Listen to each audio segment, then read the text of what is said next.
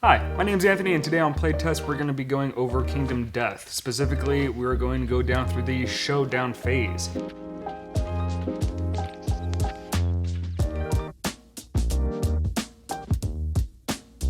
First thing you need to know before you start a showdown is your character. Your character is all your stats, everything you can do, all your armor, everything, every bits and bob. So let's go ahead and break down a character sheet. Your character sheet is actually two sheets. It's you have an inventory card, and then you have your actual character sheet. Your character sheet is where you're going to record your armor, your armor stats, your health, your disorders, your weapon arts, your knowledge, or everything about your character is there. Your equipment sheet determines some aspects of your character sheets. For example, when you're first starting out a campaign, you're going to be starting with a cloth and a founding stone. A cloth has an armor rating of 1 on your waist. It is located on the top left corner, and you can see the 1 and the waist icon. This just means that you're going to be putting a 1 on your waist, and that's your armor level for that. The founding stone is your weapon, or at least the first weapon that you start off with. Speed is how many dice you get to roll for that attack. Accuracy is the number that you need to get or above to be able to hit the creature. Strength is the modifier added onto the wound roll to see if you actually do damage. There's also a lightning bolt symbol on the top, meaning that this takes an action. You can also see on the founding stone that has spend an action to sling the stone from anywhere on the board. And then you just archive it. Archiving just means that you just put it back in the box, it is gone. But you can archive it for 1 automatic hit that inflicts a critical wound. Now on your character sheet, before the showdown, or actually the hunt begins, you're gonna be adding up all of your armor, all of your special things, and you're gonna add them all up on your character sheet. So for example, for this cloth armor, we're just gonna make sure we mark a 1 on our waist location. Our founding stone doesn't give us anything else, so that is our only armor and the only thing that we actually need to record. Now there's other items like a leather mask that gives you +3 insanity when you depart, and a bunch of different items, so it's just something you're gonna have to add up before you actually go out on the hunt, because a campaign is divided into 3 different phases. It is a settlement phase, a hunt phase, and a showdown phase. And this book does a fantastic job as kind of explaining on how to play the game as you go through. It makes you play the game to understand it, which is really cool. But again, this is just a super simple crash course. Now we're going to completely ignore the right side for now and just focus on the left side. It is completely blank, no survival, our movement is 5, we have no modifications to accuracy, strength, no insanity, nothing. All we have is an armor in the waist and a founding stone. Now that we've set up our character, now we need to set up the monster. A monster has 2 main parts. It has its AI deck and its hit location deck. The AI deck is essentially its health and how it attacks. The hit location is when you actually hit something, you're gonna turn it over, see where you hit. To determine what goes in the AI deck, you're simply gonna look at the book. So for this, we're gonna be facing a level 1 monster. So for the level 1 monster, we're gonna have 7 B attacks and 3 A level attacks. No legendaries, no nothing.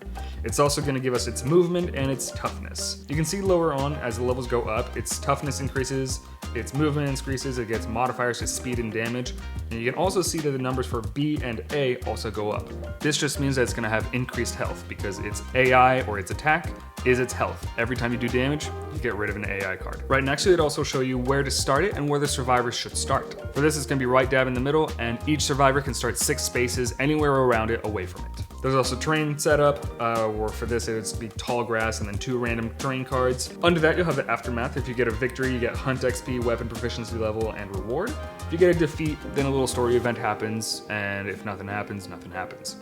On your rewards, it's gonna tell you right there, level 1, 4 basic resources, 4 white lion resources. Level 2, you just get more and more. And when you start the showdown, the first move always goes to the monster, unless stated otherwise, but it always goes to the monster. The monster's turn is in this order. Start turn, draw a card, end turn. Easy. The AI deck is going to determine exactly what you need to do. All you're going to do is flip it, read it, invoke those actions. So for this, the monster is going to go ahead and start its turn and draw from the AI deck. It's going to draw Claw. So we're just going to go in order. Pick a target, closest threat, facing in range. Now this seems pretty simple, except for the word threat. Threat just means that it is a standing survivor. A knockdown survivor is not a threat. So for example, if there's not a threat that it's facing and in range, it'll simply go to the next one. Now facing just means from its edge onwards. You know, it can see, think of it just like yourself. It is just what you can see here on. So if the first one fails, go to the second one. Closest threat in field of view. Closest threat, we know what that means, it's just a standing survivor. Now in field of view. The only thing that you need to know here is its blind spot. Its field of view is generally everything except for its blind spot. You can find its blind spot back in its showdown setup phase. The very first thing that you'll see is 2 blue squares right behind it. That is its blind spot. So now if there's 2 players left and they're both in its blind spot and there's no target, then it will go ahead and do its third option, which is, if there's no target, sniff. Sniff can be found in its basic action. Basic action is something that the monster can do at all times. It is its basic action, it is its final action whenever you've run out of AI cards. On the first side, you have basic action, and on the second side, you kind of have a simplified version of how to set up the monster. But at the bottom, you have Instinct Sniff. The white line sniffs the air and ends its turn until the end of the next round. All survivors are now threats, despite any effects that say otherwise. So now, since it can bypass any other effect, even if you're in the blind spot, it can target you. Now, once it's found its target, it can go on to its next section. For the next section is move and attack target. Move first, then attack. Its movement is on its card, so for this level 1, it's going to be a movement of 6. So it's going to be able to move 6 spaces. A monster is always going to take the most direct path. So if there's stuff in the way, or it doesn't use up all its movement, it's still going to take the most direct path. A monster usually takes up more than 1 space, like your characters. It's usually going to take up 4+. Now, unless the attack has reach, the character has to be adjacent to the monster or vice versa to be able to attack. So for this example, after its move, it's going to attack. Its speed is 2. Speed for monsters is the same as for characters. It's how many dice you're going to roll. So for this, we're going to roll 2 dice. Accuracy, just like for characters, it's what you need to get or above to be able to actually wound. Now, monsters do not need to roll again to be able to actually do damage. Once they hit, they just do damage. Now for this attack is only going to do 1 single damage. So let's go ahead and act this out. So for Claw, we're going to pick our closest threat facing in range. For this, we only have 1 option, which is our person closest facing in range. Once the target has been picked, we'll go ahead and move and attack. It's going to attack speed 2, accuracy 2, damage 1. Now I haven't talked about the dice yet, as there are 2 different sets. One is a D6, which actually just has symbols, not numbers. This is to determine where you're getting hit. And then the other one is D10s. This is what you're going to use for pretty much everything else. So in this example, we're going to roll 2 D10s, a 2. It's 2 up, so it's going to go ahead and do damage. Second attack, also a 2. So both of them are going to hit. They're both going to hit for 1 damage. For this, we're going to roll our hit location dice, which are just the D6. The first one is going to hit the body, and the second one is going to hit the head. On your character sheet, you're gonna have different types of damages. You're gonna see brain, head, arms, body, waist, and legs. These are all gonna be protected by armor, all except for your brain. Whenever you take brain damage, it's actually gonna be taken from insanity. You can have 20, 30 insanity, it doesn't really matter. Just know that if you have 3+, then you are technically insane. Insane has story elements to it, so just kind of make sure of that. But for this example, we're going to take 1 damage to the head, 1 damage to the body. So since we don't have any armor there, we're not going to have to worry about that.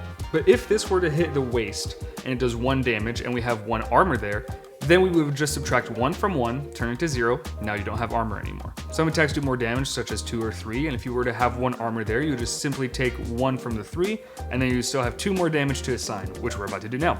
You can see that we have 2 different boxes there. We have kind of a thin boxed one and then a thicker boxed one. Think of these as kind of freebies with consequences. So for the first box, which is dictated by an L for light and then H for heavy, you're just going to take a light damage to your body. Nothing really happens here, you just have 1 more resistance taken away from you for your body. Now for your head, you don't have a light box, which means you're going to automatically take a heavy injury. A heavy injury just means that you're going to be knocked down, so just go ahead and check that off and your character is then going to be knocked down. Knocked down just means you can't really do anything until the end of the monster's next turn. The only way that you can stand up early is if your settlement has figured out a way to encourage, then you can spend survival. Survival can be found at the top left corner of the character sheet. You typically get survival by certain story events happening, or your equipment lets you start with specific survival. But survival lets you do these things: dodge, encourage, surge, dash, endure. Each of these are going to be explained when you unlock them through story events. However, dodge is one that you already have. Dodging means you can spend a survival to completely ignore an attack. So if something was going to do critical amount of damage on you, or you were probably about to die, so just go ahead and mark 1 off of your survival if you have one to mark down, and you can just dodge. So for this example, since we were hit in the head, we are knocked down. Now that the monster has attacked, it's the end of its turn, you'll just be placing the AI card of its attack down into the AI discard. Now it's our turn. Unfortunately, it looks like we might be too far away from the line to actually be able to reach it and do damage. So for now, let's just go ahead and move up to 5. Your movement can be found on your character sheet right under survival. It's automatically made to 5, however, it can change based on your equipment. Now that we've moved and we can't really do any actions, so let's go ahead and pass our turn over to the monster. So on the monster's turn, it's going to start, turn over the AI deck, and just read it out. What we've just turned over is Enrage. Now Enrage is a mood. A mood is simply a AI card that's going to stay in play the rest of the game unless stated otherwise. You have a board here for traits and different moods, since we picked enraged, it's gonna go right here. We're just gonna read it out top to bottom. When this comes into play, draw an AI. So since this came into play, we're gonna draw an AI card. So it means it's actually gonna do an attack and a get mood. While enraged is in play, White Lion gains +1 damage token per monster level. Since this is monster level 1, it gets +1 damage. For this, we can just put a +1 damage token here to give us a reminder. Lastly, when a survivor suffers any dismembered severe injury or is killed, discard enraged. Now for the AR card that we picked, Terrifying Roar. Pick a target, all non-death survivors, which is everybody. No target sniff, we have targets, so boom. Intimidate all targets. Roll 1d10 per target. If the result is a 2+ and is higher than the target's courage, target suffers 1 brain damage per monster level and knockback 6. Then we perform a basic action, target the furthest survivor in range. Now even though one of our characters is knocked down, they still do suffer knockback. The only thing is once a knockdown character is knocked down, they cannot be knocked down again. A knockback 6 just means they're going to move away in a straight line 6. If they collide into anything, they get knocked down, but knockback just means that they just move away. So all that work that we did going in, we just get right pushed back. Now we just performed a basic action, target the furthest survivor in range. Our basic action is placed right here on the board. It does not say it needs to be a threat, so unfortunately our knockdown survivor is the closest person in field of view, so it's going to move there and attack. Has a speed of 2, so the first one is going to hit with an 8, and the second one is going to hit with a 3. Now we still don't have any survival, so we cannot dodge. You can dodge while you are knocked down, which is good, but unfortunately for us, we don't. And unfortunately, since we do have our mood, this attack is going to do 2 damage per attack, so it means we're going to be taking a total of 4 damage. Let's see where. First one is the chest, second one is the head. Again, all right. Now we can talk about severe injuries. Severe injuries is what happens when you take excess damage over the boxes. So for this example, we're gonna have both head and chest injuries. We get to decide which one we wanna do first. I say let's just go ahead and do our chest first. Now on our severe injury table, we just look at what we're taking damage on and then roll a d10. For our body, since we only took light damage last time, one of those damage points is going to be assigned to our heavy, which just means we get knocked down. However, since we're already knocked down, you cannot suffer knockdown again, so we're good. Now we still have 1 more point of damage to assign to the body. For this, we're simply going to roll a d10 on the table. We're going to roll a d10, 3. Bleeding, gain 2 bleeding tokens. Perfect. Bleeding tokens is another way that you can die. There's a lot of ways you can die. Bleeding tokens you place on your character sheet. Once you've accumulated 5, you're dead, so be careful. So for this, nothing too bad happened, honestly. We didn't lose our guts or anything too terrible happened, we just gained 2 bleeding tokens. However, now we need to assign damage to our head, which we have 2 severe injuries to do. For our first one, we roll an 8. Concussion, your brain is scrambled like an egg, gain a random disorder and a bleeding token. Not great, we have another bleeding token, so we're up to 3. 2 more and we're dead. But we do get a disorder. A disorder is something you can get through different events, story events, and it gives you kind of special things to play with. For this, we have a deck of disorders. You can assign this however you want, you typically at random, but you're simply just gonna take a card from the top, the middle, whatever, and that's your new disorder. But for us, our disorder is Fear of the Dark. You cannot bear the oppressive darkness any longer. You retire. If you gain this disorder during a hunt or showdown, you put a brave face on until you return from the settlement, vowing never to leave the Lantern Horde again. Now it's the character's turn again. Unfortunately, some of us are pretty far back, but we do have 1 survivor that can stand up and attack. Character order can be taken however you want. There's no initiative, there's no whatever. You just pick like, hey, strategically who wants to go first, this and that. So let's go ahead and move our characters closer and then attack with our character. Now that we've stood up our knockdown character and moved our other 3 characters, let's go ahead and actually start doing something. So with our character that was knocked down, we can still move. We can move up to 5 spaces, and what we want to do is try to get to its blind spot. Now if you remember, its blind spot are the 2 spots directly behind it. So we have enough movement to move there, let's go. Now, why exactly do we want to move in its blind spot? Well, I mean, of course, for some attacks, we don't want to be seen. However, there is another advantage. If you're attacking the blind spot, you actually get a bonus to your accuracy. So for example, our Founding Stone has an accuracy of 7 up. You get a +1, so it just means you need to get a 6 up to be able to hit. So for this, we can spend an action to roll 2 dice, try to attack it, and try to do damage. For our first attack, we get a 9, so it means that we hit. For our second one, a 6. Now because of that bonus, we got to hit twice. Now when you hit, you don't automatically do damage.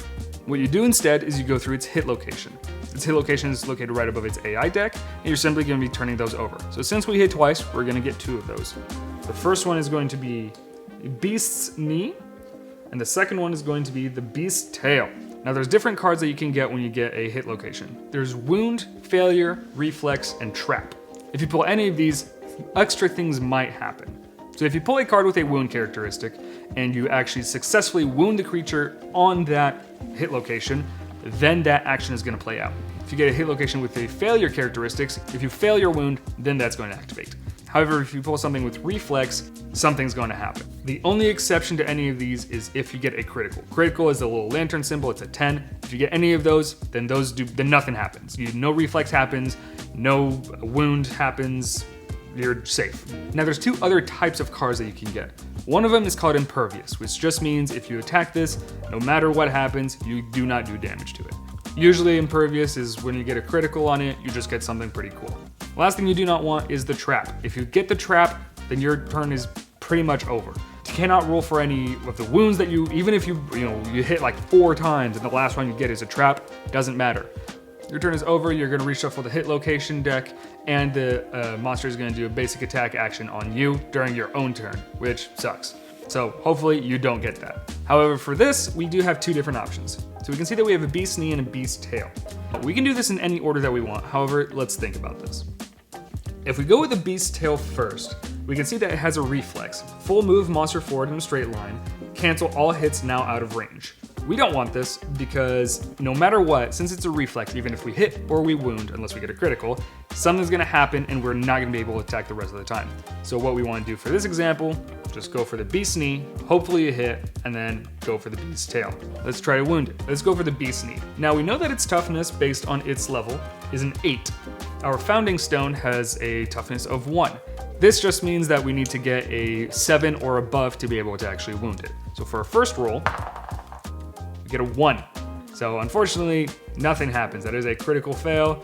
Now for our second attack, we get a 7. 7 plus 1, 8. 8 matches its toughness. It means we do damage. Perfect. To do damage, you're simply going to take an AI card, leave it upside down, and put it in the wound stack. Now how do you actually defeat this monster? Well, like I said before, its AI deck is its health. You're simply going to keep doing damage until all of the AI cards are in the wound stack. Once it is completely out of AI cards, this does not mean that it's dead. It's still going to have 1 more health, which is its basic action. It's going to revert to its animalistic state and just kind of, just do the same thing over and over, which can be, fairly predictable. However, some basic actions are stronger than others. But for this basic action, we know the closest survivor in field of view, no target, you sniff, you move, you attack, so we can kind of plan for that. Once it only has its basic action, you just need to hit it once more and you've defeated it. Congratulations. When you defeat a monster, simply go to the aftermath and your victory. You get Hunt XP, weapon proficiency levels, and you get a reward. Reward is generally based on the level of the monster that you defeat. For this, we would get 4 basic resource and 4 white line resources. Fan them out, have somebody pick them, however you want to do it. For this, you would also get the Catarium, which is just another thing that you can do in your settlements, which we'll go over in our settlement phase. However, that is pretty much all the basics that you need to know about how to defeat and use showdowns. There's loads of other things that monsters can do. The AI deck is absolutely fantastic and it's incredibly funny and I love it. And of course, there's gonna be different mechanics for different creatures. For example, the Screaming Antelope can just eat you alive and kill you immediately, or the Phoenix can age you to a time where you don't exist anymore, or revert you back to a baby for story events. There's a lot of cool things, however, everything is given to you in a really simple way. There's a lot of stuff, but it's given really simply and all you have to do is just follow it. However, for this should be all you need to know for your characters. As you go on through the levels, it's gonna get easier and easier to understand. Everything's gonna be given to you. But this should give you a quick rough draft on what to expect, how to at least do your very first hunt, and hopefully have a great time. If I missed anything that you think everybody should know on their first playthrough, let me know. Other than that, thank you guys for watching, and I'll see you guys on the next one.